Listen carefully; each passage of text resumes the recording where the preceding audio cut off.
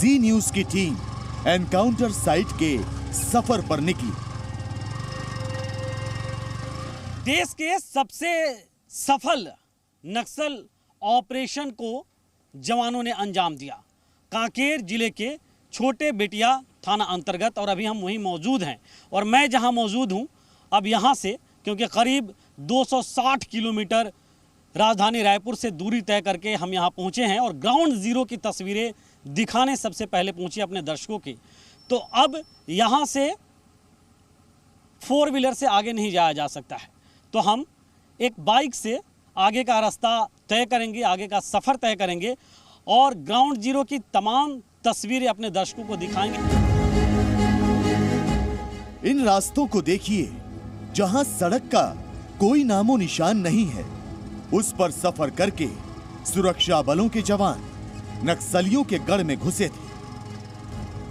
घोर नक्सल प्रभावित कांकेर जिले में नक्सलियों का कितना दबदबा है, इसके सबूत पूरे सफर में मिलते रहे।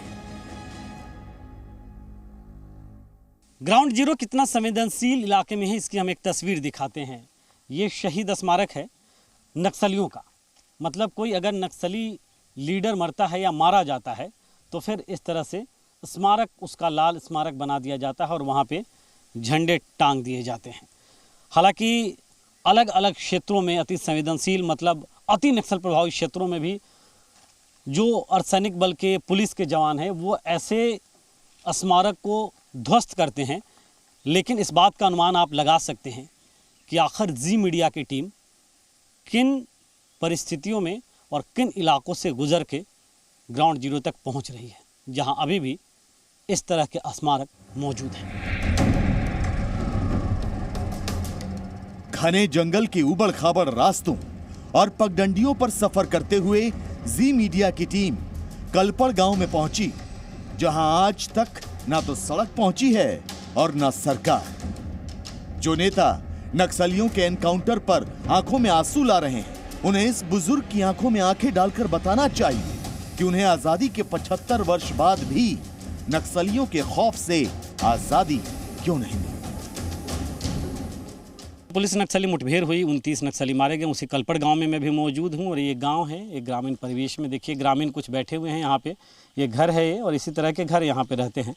और ग्रामीण परिवेश में यहाँ पे इन घोर प्रभावित नक्सली इलाकों में इसी तरह का जीवन यापन है, इसी तरह के।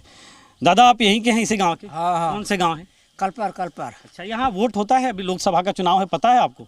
नहीं पता है सर। नहीं पता है। हाँ। वोटर कार्ड बना हुआ है आपका कि आधार कार्ड, वोटर कार्ड कुछ नहीं बनाया है। नहीं बना? कोई आया नहीं यहाँ बना? आधार कार्ड है? हाँ। Voter card? आधार कार्ड है, साहुल का कार्ड है। हाँ, वोटर कार्ड? फोन बनता वोटर कार्ड नहीं है। अच्छा, कभी वोट दिए हैं आप? नहीं दिया है। कभी क्यों नहीं देते हैं? कुछ बहिष्कार होता है इसके कारण? इसके कारण। अच्छा, अब लोकसभा का चुनाव है तो आपको मन करता है कि वोट डाले? नहीं, ठीक है, देता है कोई भी। पिछले विधानसभा चुनाव में आप किए थे वोट की नहीं किए थे? नहीं किया है। हाँ। अभी करेंगे? कुछ सोचे हैं करेंगे कि नहीं? नहीं करेगा साहब, नहीं करेंगे, लेकिन करना चाहिए। हम तो यही जागरूक करेंगे आपको कि वोट देना चाहिए। हमको इधर से हमारा जनता को थोड़ा डर है ना, उसीलिए इधर का नहीं देता है, डर के बारे में। लेकिन अब तो नक्सलियों पे बड़ा प्रहार हुआ है, तो अब थोड़ा डर खत्म होगा कि अभी भी डर रहेगा? है ना, सबको ये डर है। अभी भी रहेगा डर? हाँ। अभी भी है, इसलिए रहेगा। पूरे सफर के दौरान हमारे दिमाग में विचार आता रहा कि जो लोग एनकाउंटर को फर्जी बता रहे हैं वो उन जवानों का अपमान कर रहे हैं जिन्होंने अपनी जान पर खेलकर नक्सलियों के गढ़ में घुसकर नक्सलियों का सफाया किया। और इसके लिए सिर्फ हथियार नहीं, देशभक्ति का जज्बा भी चाहिए होता है।